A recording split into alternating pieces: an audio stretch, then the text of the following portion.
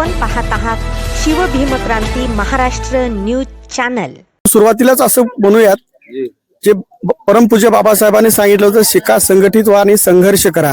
आणि तो संघर्ष केवळ 5000 वर्षापासून जी पुरुष प्रधान संस्कृतीने सांगितला होता, त्यांनीच फक्त संघर्ष करायचा आणि 50% जी मॅन पॉवर महिलांची आहे त्यांनी मात्र शांत बसायचं असं नाही। तर आपण माता रमाईचं चरित्र यांच्या सगळ्या समोर ठेवतोय आणि त्यांना सांगतोय की बाबासाहेब इंग्लंडमध्ये होते आणि त्यांना जे मानसिक इथून आधार दिला तो माता रमाईने दिला। म्हणून प्रत्येक यशस्वी पुरुषाच्या पाठीमागे एक स्त्रीच असते आणि तेच स्त्री होण्याचा मान तुम्हीही घ्या। आपली बालकं शिकवा आणि त्यांच्याकडे लक्ष द्या। हे केलं तरच उद्याचा भारत हा सुदृढ आणि सक्षम होणार आहे असं मला वाटतं। माझ्या गावामध्ये आमच्या मालका म्हणजे माझे पती असताना खूप सुधारणा होती। मग त्याला नोकरी लागल्याच्या नंतर आम्ही गेलो, पण मी जिथं परभणीमध्ये राहते तिथं गोलोगली इतके हुशार सर्व हे व्हायला सर्व लोक झाले, पण माझ्या गावामध्ये माझ्या महिला तशा आणखी परिवर्तन काही त्यांचं झालं नाही।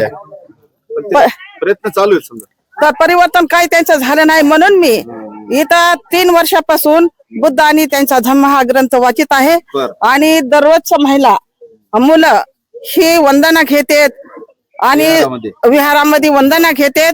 दर रविवारी सुद्धा वंदना घेतात आणि एकजुटीनं त्यानं गेल्या वर्षीपासून रमाबाई जयंती सुद्धा साजरी केली। कुठंच आता आमच्या महिला भिन्न त्यांच्यामध्ये परिवर्तन एवढं मी उर्वरित जीवनामध्ये ही घडून आणावं ही माझी इच्छा होती, म्हणून ही मी घडून आणले। आजचा कार्यक्रम कसा झाला?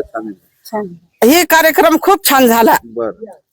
कारण का तर माझ्या महिलांना सर्वांना पुढाकार घेतला आणि परिवर्तन त्यांच्यामध्ये झाले। त्या परिवर्तनाला बघून माझ्यात खूप खूप मला आनंद झालेला आहे। आज आम्ही रमाई जयंती महिलांनी आज असं उत्सुकपणे केलेली आहे की आम्हाला असा एवढा आनंद आम्हाला वाटत आहे की आम्हाला सरांनी यांनी आम्हाला सगळी साथ दिलेली आहे। पण आम्ही भाषणाचा कार्यक्रम ठेवला। आज आम्ही रमाई जयंतीचा कार्यक्रम ठेवल्याबद्दल त्यांनी आम्हाला अभिवादन केलेलं आहे। आणि आमच्या केरू काकू आमच्या गावातल्याच आहेत, आमच्या जवळच्याच आहेत, पण आणि त्यांनी आम्हाला एवढं मार्गदर्शन केलं की आम्ही त्याचे आभार मानतो। आम्ही त्यांच्यापासून आम्ही एवढ्या सुशिक्षित झालो आहे ती महिला आणि इथून पुढे असेच राहत आम्ही। जय भीम, जय भारत। रमाबाई आंबेडकर डॉक्टर बाबासाहेब आंबेडकर यांच्या पत्नी होत्या। त्यांचा जन्म 7 फेब्रुवारी 1898 रोजी झाला।